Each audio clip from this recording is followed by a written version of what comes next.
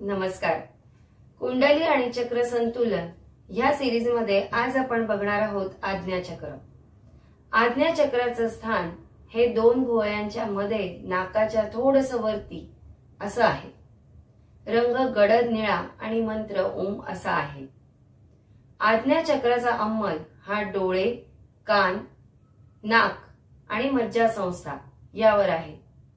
त्यामुळे जर आज्ञाचक्र बिघडले तर आपल्याला दृष्टीदोष, कानाचे विकार तसंच नाकासंबंधी सायनस वगैरे असे आजार होऊ शकतात. कुंडलीवरून कसे ओळखावे की आज्ञाचक्र बिघडले आहे? आज्ञाचक्र बिघडले असता अशा व्यक्तींची स्मरणशक्ती कमी असते. अशा व्यक्ती प्रसंग आणि व्यक्ती यांची सांगड घालू शकत नाहीत. यांना कल्पनाशक्ती कमी असते. हे दुसऱ्याचे दुःख समजून घेऊ शकत नाही किंवा भावना समजून घेऊ शकत नाही. हे कोणाला सहानुभूती किंवा प्रेम देऊ शकत नाही. जर तुमच्या आजूबाजूला अशा व्यक्ती असतील तर त्यांचे आज्ञाचक्र बिघडलेले असू शकते. आज्ञाचक्र चांगले करण्यासाठी ध्यानधारणा हा एक उत्तम उपाय आहे. तुम्ही निळा रंग तुमच्या आज्ञाचक्राच्या ठिकाणी कल्पून ध्यान करू शकता. हा एक उत्तम उपाय आहे आज्ञाचक्र चांगले करण्यासाठी. या व्यतिरिक्त जर खाण्यापिण्याचे पदार्थ बघितले तर स्ट्रॉबेरी, ब्लूबेरी, खजूर, बदाम अशा पदार्थांनी किंवा प्रोटीन जास्त असणाऱ्या पदार्थांचे सेवन करून आपण आज्ञाचक्र संतुलित करू शकतो.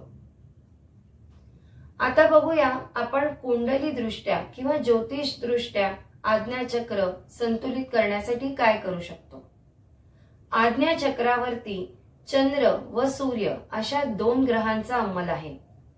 त्यामुळे जर तुमच्या कुंडलीत चंद्र किंवा सूर्य कर्क रास किंवा सिंह रास दूषित असेल तर तुमचे आज्ञाचक्र असंतुलित असू शकते. यासाठी उपाय म्हणून तुम्ही रोज सकाळी सूर्योदयाच्या वेळेस सूर्याला अर्घ्य देऊ शकता.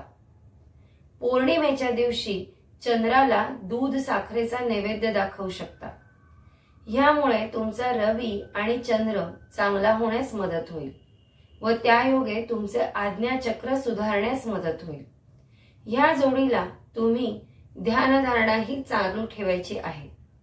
ध्यान करताना जर तुम्ही त्राटक या पद्धतीचा वापर केला. त्राटक म्हणजे दिव्याला डोळ्यांची उघडझाप न करता एकटक बघणे, याला त्राटक असे म्हणतात. जर तुम्ही हा त्राटक प्राणायाम जर केला तर तुमचे आज्ञाचक्र संतुलित व्हायला मदत होते. आज्ञाचक्र संतुलित झाले आहे हे कसे ओळखावे? आज्ञाचक्र संतुलित झाल्यावरती स्मरणशक्ती वाढते.